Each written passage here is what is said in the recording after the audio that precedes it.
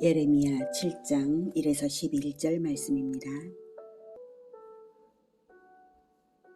7장. 여호와께로부터 예레미야에게 말씀이 임하니라. 이르시되 너는 여호와의 집 문에 서서 이 말을 선포하여 이르기를, 여호와께 예배하러 이 문으로 들어가는 유다 사람들아, 여호와의 말씀을 들으라. 만군의 여호와 이스라엘의 하나님께서 이와 같이 말씀하시되, 너희 길과 행위를 바르게 하라. 그리하면 내가 너희로 이곳에 살게 하리라.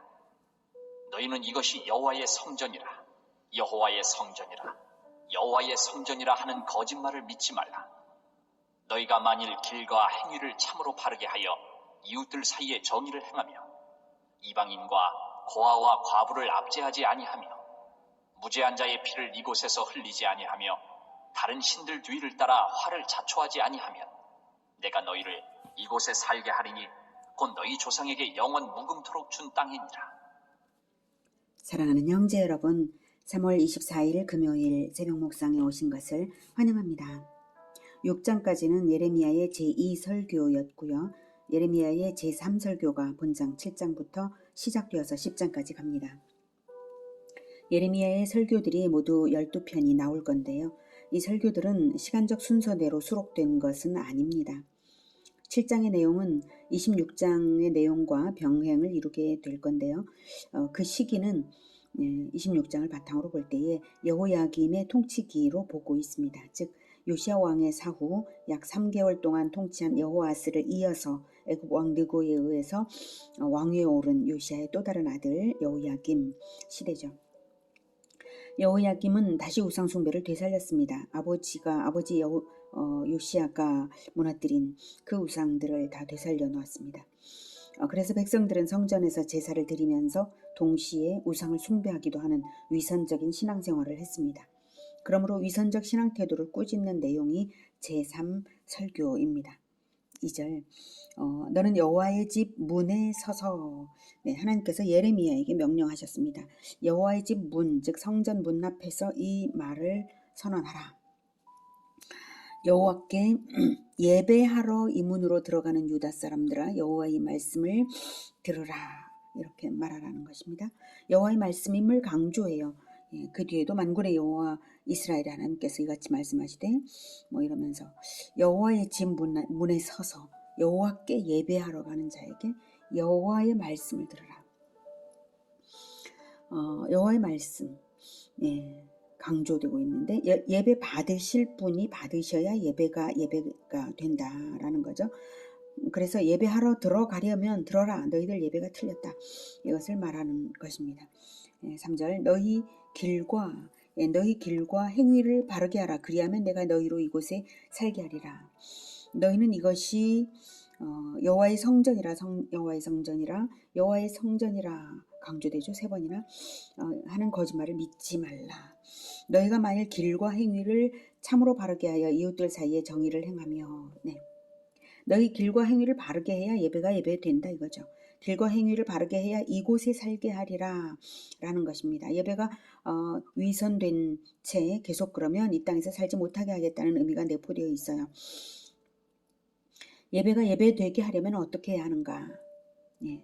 성전에 와서 제사만 드렸다고 되는 게 아니라 길과 행위를 바르게 해야 합니다. 그럼 길과 행위를 바르게 하는 게 무엇인가 하면 구체적으로 선민 이스라엘 남유다 사람들에게는 6, 7절의 내용이 바로 그런 것입니다. 보라, 너희가 무익한 거짓말을 의존하는도다. 너희가 도둑질한 6, 7절 제가 읽겠습니다. 이방인과 고아와 과부를 압제하지 아니하며 무죄한 자의 피를 이곳에서 흘리지 아니하며 다른 신들 뒤를 따라 화를 자초하지 아니하면 내가 너희를 이곳에서 살게 하리니 곧 너희 조상에게 영원 무궁토록 준 땅이니라. 언약대로 살게 하겠다. 너희들도 언약을 지킨다면 말이다. 이런 뜻이죠. 근데 너희들이 뭘 했냐면 이방인과 고아와 과부를 압제했고 무죄한 자의 피를 이곳에서 흘렸고 다른 신들 뒤를 따라 화를 자초했다. 근데 그것을 이제 버리라 라고 하시는 것입니다. 유다 사람들 행실이 그랬기 때문에, 그래서 성전 예배의 정당성이 없었던 것입니다. 예배는 형식만으로 드리는 것이 아닙니다. 합당한 삶을 합당한 형식에 담아서 드리는 것인데 형식뿐이니 금그릇에 오물을 담은 꼴인 것이 바로 8절 이하의 악한 행실들로 증거가 제시됩니다.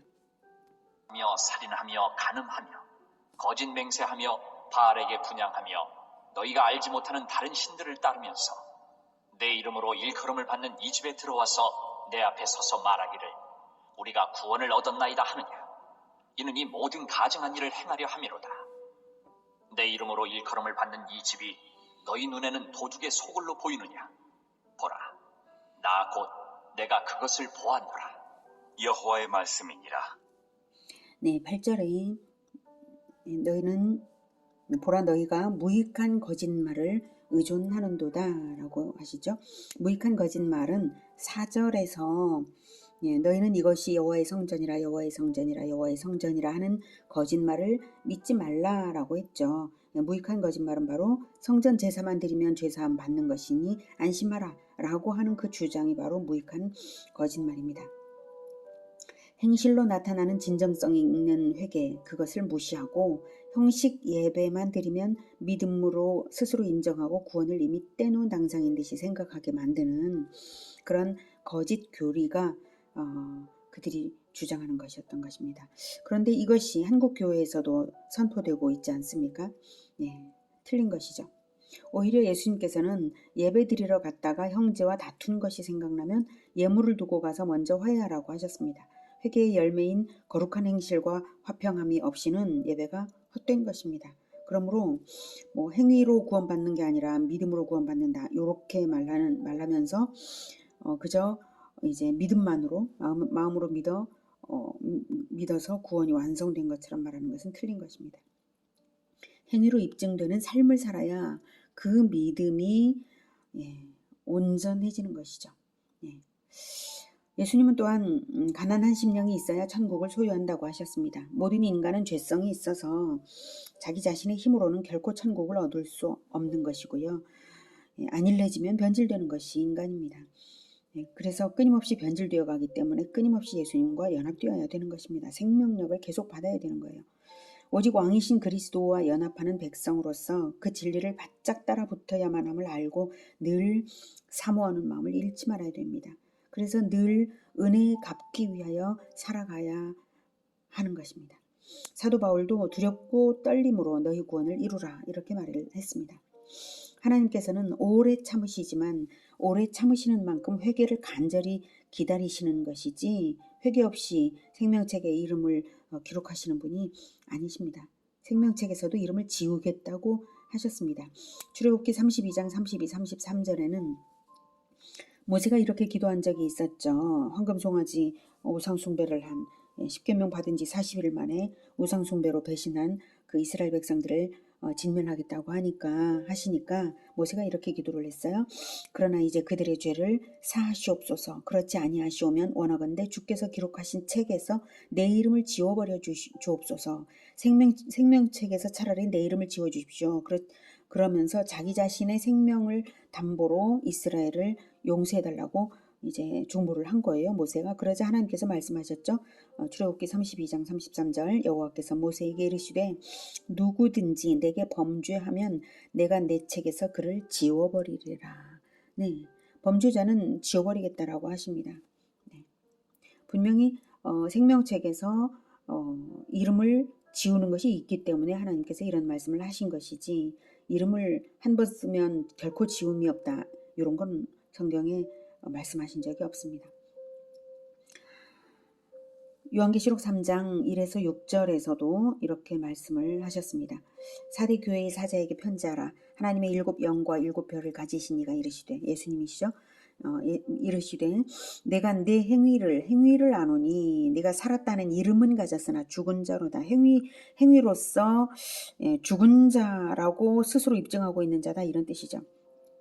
네가 살았다 하는 이름은 가졌으나 아직 생명책에 이름은 남아있지만 그러나 네 행위는 죽은 자의 행위다. 그러니까 그 죽게 된 것을 굳건하게 하라고 말씀하십니다. 2절 너는 일깨어 그 남은 바 죽게 된 것을 굳건하게 하라. 내 하나님 앞에 내 행위에 온전한 것을 찾지 못하였노니 행위에 온전한 것을 추구해서 그것을 온전히 회개해야 이름이 살아난다는 것이죠.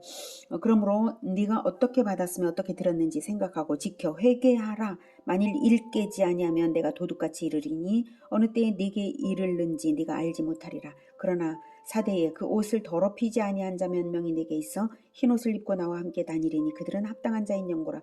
옷을 더럽히지 않았을 때 합당하다고 인정받습니다. 옷이 안 더러워질 수가 있습니까? 더러워지는데 늘 빨아 입는 거죠. 예수 그리스도의 보혈로 덮임 받으면서. 그러나 늘 빨아 입기 때문에 그저 죄사함 받고 감사하고 죄사함 받고 감사하고 그걸로 끝나는 것이 아니라 늘 함께 다니면서 흰 옷을 입고 나와 함께 다니면서 예수 그리스도와 함께 다니면서 함께 동행 같은 행동으로요. 같은 행동으로 함께 다니면서 그제야 비로소 합당한 자라는 그러한 인정을 받는 것입니다. 그들은 합당한 자인 연고라. 이기는 자는 이와 같이 흰옷을 입을 것이요. 이기는 자는 보십시오. 흰옷을 입는다는 것은 싸워 이기는 것입니다. 영적 싸움을 계속 해야 되는 거예요. 이기는 자는 이와 같이 흰옷을 입을 것이요. 내가 그 이름을 생명책에서 결코 지우지 아니하고 그 이름을 내 아버지 앞과 그의 천사들 앞에서 시인하리라. 이 말씀은 그 이름을 흰옷을 우리 주 예수님과 함께 다니면서 흰옷을 입고 함께 다니지 않으면 그 이름이 생명책에서 지워진다는 뜻이에요. 그 이름을 내 아버지 앞과 그의 천사들 앞에서 시인하는 것은 흰옷을 입고 함께 다녀야 되는 것입니다. 회개하고 늘 예수님을 본받는 행실의 열매가 있어야 되는 것입니다. 귀 있는 자는 성령이 교회들에게 하시는 말씀을 들을지어다. 4대 교회에만 하신 말씀이 아니에요. 성령이 교회들에게 오고 오는 모든 교회들에게 우리에게 하시는 말씀입니다. 온전한 회개와 예수 그리스도와의 연합, 그것이 없이는 구원이 없는 것임을 우리가 진실로 알아야 합니다. 10절 내 이름으로 일컬음을 받는 이 집에 들어와서 내 앞에 서서 말하기를 우리가 구원을 얻었나이다 하느냐. 이는 이 모든 가증한 일을 행하려 함이로다. 진실한 회개의 열매 없이 우리가 구원을 얻었나이다 라고 믿으면 그것으로 구원이라고요? 그 자기를 믿는 것이죠. 회개를 가르치신 하나님을 믿는 것이 아니죠. 그게. 그런 자의적인 믿음이라면 자의적으로 이 모든 가증한 일을 행하려 하게 될 것은 뻔한 것입니다. 11절 내 이름으로 일컬음을 받는 이 집이 너희 눈에는 도둑의 소굴로 보이느냐? 보라 나 곧 내가 그것을 보았노라 여호와의 말씀이니라. 유다가 회개의 열매 없이 위선적인 형식 예배를 드리는 태도는 하나님을 소경으로 여기는 것이나 마찬가지입니다. 그래서 내가 그것을 보았노라 하고 너희들의 도둑질을 다 보았고 도둑의 심보로 모여든 너희들의 그 속마음까지 다 보았노라고 하시는 것입니다. 예수님께서도 같은 말씀을 하신 것이 있으시죠. 누가복음 19장 45에서 48절에 제가 읽겠습니다. 성전에 들어가사 장사하는 자들을 내쫓으시며 그들에게 이르시되 기록된 바 내 집은 기도하는 집이 되리라 하였거늘 너희는 강도의 소굴을 만들었도다 하시니라. 예수께서 날마다 성전에서 가르치시니 대제사장들과 서기관들과 백성의 지도자들이 그를 죽이려고 꾀하되 백성이 다 그에게 귀를 기울여 들으므로 어찌할 방도를 찾지 못하였더라. 회개를 촉구하시는 예수님을 그들은 오히려 십자가에 못 박아 죽여버리고 말았습니다. 자기들이 바로 그 강도들임을 바로 성전을 강도의 굴렬로 만드는 그 강도들임을 스스로 입증한 것이죠. 예수님은 그들에게 순순히 죽임을 당해 주시면서 죄인들을 위해 대속의 기도를 하심으로써 십자가는 심판과 구원의 결정타가 되었습니다. 하나님께서 그 생명을 받으시고 예수 그리스도 안으로 들어오는 자들의 대속제물이 되게 하신 것입니다. 예수 그리스도 안으로 들어오지 않는 자들은요, 예수 그리스도를 죽인 자들이죠. 그러므로 죽임당하신 어린 양 예수 그리스도의 안으로 들어와서 그 인격에 연합되어야 합니다. 교리만 얘기하면 그때 그 대제사장들과 동일한 사람이 되는 거예요. 성전 제사만 하면 구원이야. 이렇게 말하면서 여전히 강도짓하는 그들과 다를 바가 없는 것입니다. 회개하지 않으면, 행실의 열매가 없으면 똑같은 거예요. 십자가를 지는 좁은 길, 자발적으로 따라가는 그러한 자들이 바로 그리스도인들입니다. 십자가는 인류를 예수 안에 있는 자인가 예수를 죽인 자인가 두 부류로 가르는 결정타가 되었습니다. 만약에 교리만으로 구원받는 거였다면 예수님께서 왜 굳이 십자가에서 죽으실 이유가 있습니까? 구약시대에 제사법 주셨으니까 제사법만으로 가르치기만 하면 되겠죠? 근데 예수님께서 직접 죽으셨잖아요. 교리만으로는 절대로 아니다라고 하는 걸 분명히 보여주시는 것입니다. 그러니 과거 선민들 역시 희생 제물을 드리려면 희생 제물처럼 살겠다고 해야지 남을 희생시키는 자가 되어서는 안 되는 것입니다. 오늘은 구원 교리만 알고 예수님을 본받는 대속적 삶은 살지 않는다면 구원이 없는 것임을 알았습니다.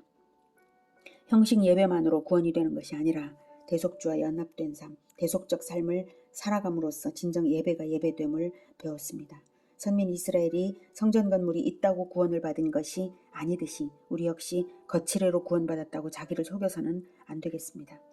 주님을 실천으로 따르는, 십자가를 지는 실천으로 따르는 진실한 예배자들이 다 되기를 기원합니다. 기도하겠습니다. 은혜가 충만하신 아버지, 우리를 위하여서 아들의 생명을 대속 제물로 삼으셨습니다. 우리가 예수님을 믿고 구원 받았으므로 예수님을 따라 대속적인 삶을 살겠습니다. 우리가 너무나 부족한 자들이며 날마다 죄성이 일어나는 자들이므로 날마다 나를 부인하고 끝까지 그 십자가의 길 따를 수 있기를 간절히 사모합니다. 성령께서 우리를 주장하여 주시고 끝까지 실천의 열매, 회개의 열매가 늘 있게 하여 주시옵소서. 예수 그리스도 이름으로 기도드립니다. 아멘. 이어지는 시간은 개인 기도 시간입니다.